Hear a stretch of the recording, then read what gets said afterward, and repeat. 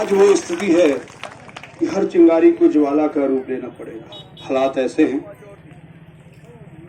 आदेश हुआ था संदीप पांडे जी का, यहाँ आना जरूर है।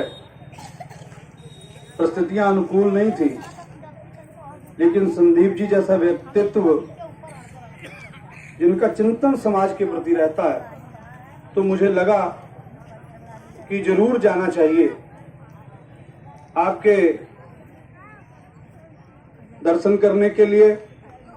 मुन्ना भाई, अभी जब हम आ रहे थे तो मुरादाबाद में जब ट्रेन पकड़नी थी तो हमारे एक मित्र मिल गए वहां। पूरा वीडियो बनाएगा।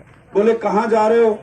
तो मैंने बताया वहां जा रहे हैं कि ऐसा ऐसा जमीनें और घर जो हैं वो सरकार के निशाने पर हैं, तो हम वहां जा रहे हैं। तो वो बोले भी आप क्या करोगे वहां जाकर के, आपका क्या काम है वहां?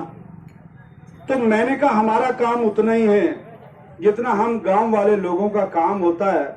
जब गांव में किसी के साथ भी दुर्घटना हो जाती है, परेशानी होती है, उसका इलाज तो डॉक्टर ही करता है, लेकिन हम सब लोग उसके घर में जाते हैं ना, जाते हैं पता लेने, ये एहसास करवाने जाते हैं कि हम आपके हैं, ये हमारे परिवार का विषय है। इस परिवार पर जब भी कोई कष्ट आएगा हम जिस लायक के साथ में खड़े हैं, ये बताने जा रहे हैं। मैंने उसे कहा, तो मैं बता देना चाहता हूं, हम ये बताने आए हैं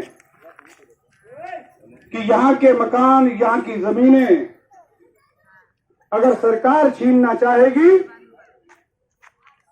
हम आपके साथ हैं। ये आपको बताने आए हैं, हम आपके साथ हैं। पूरे देश के किसान आपके साथ हैं। सरकार को चेताने आए हैं, सरकार ये समझ ले, ये बताने आए। मैं तो सुनता था संदीप जी उत्तर प्रदेश की समस्याओं को लेकर के कि साहब वहां बहुत आवारा पशु हैं, किसानों की फसलें बर्बाद कर देते हैं, बहुत फसलें बर्बाद हो रही हैं। हमें तो इसी समस्या को बहुत बड़ा समझ रहे थे भी किसानों की फसलें बर्बाद होती हैं आवारा पशुओं से। तो अब पता चला यहाँ की सरकार तो आवारा पशुओं से आगे बढ़ गई। वो तो जमीन भी बर्बाद करने पे तुल गई, वो घर भी बर्बाद करने पे तुल गई।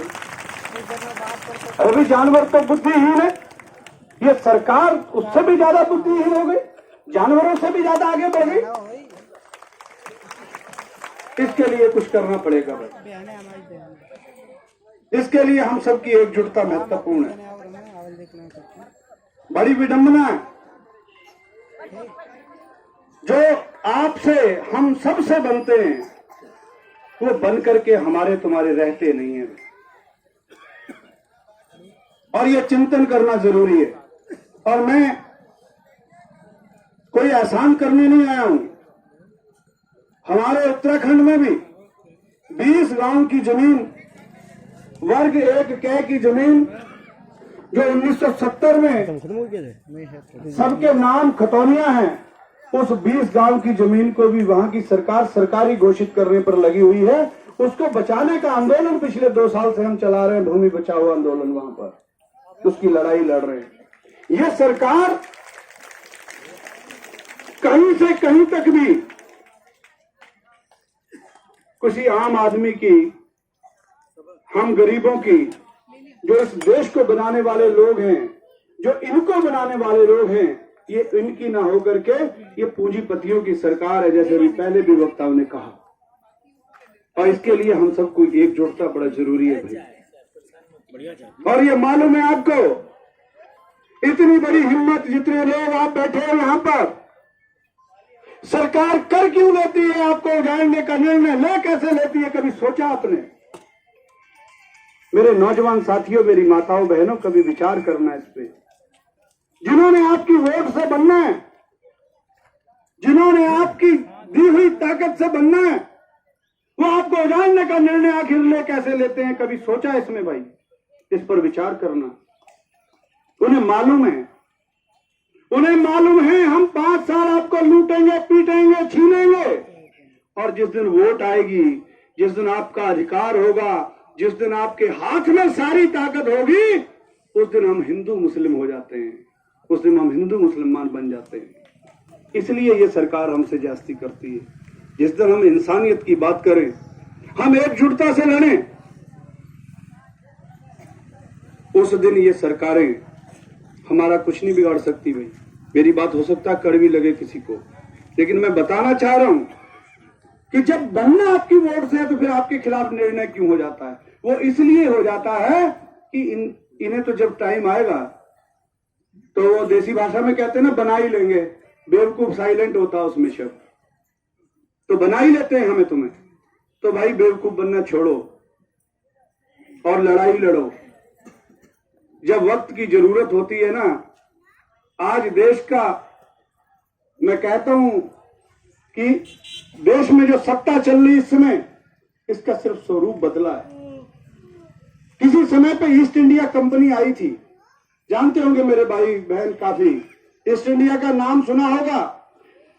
उस ईस्ट इंडिया कंपनी सिर्फ व्यापार करने आई थी हिंदुस्तान में, और बाद में पूरे देश को कितने साल गुलाम रखा, 200 साल तक गुलाम उसने बना लिया।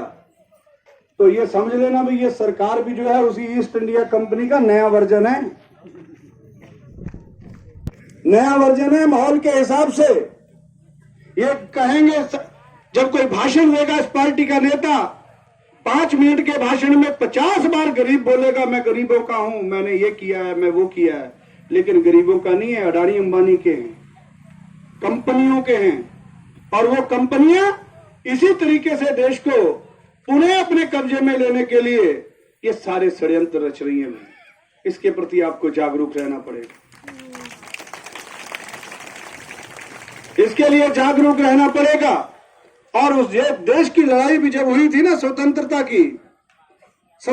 की लड़ाई भी लड़ने जब आगे आए थे, तो वो ये उद्योगपति नहीं आए थे भाई। कोई एक उद्योगपति का आप इतिहास में कोई शहीद हुआ हो बेटा, किसी भी इतिहास में पढ़ा नहीं होगा आपने।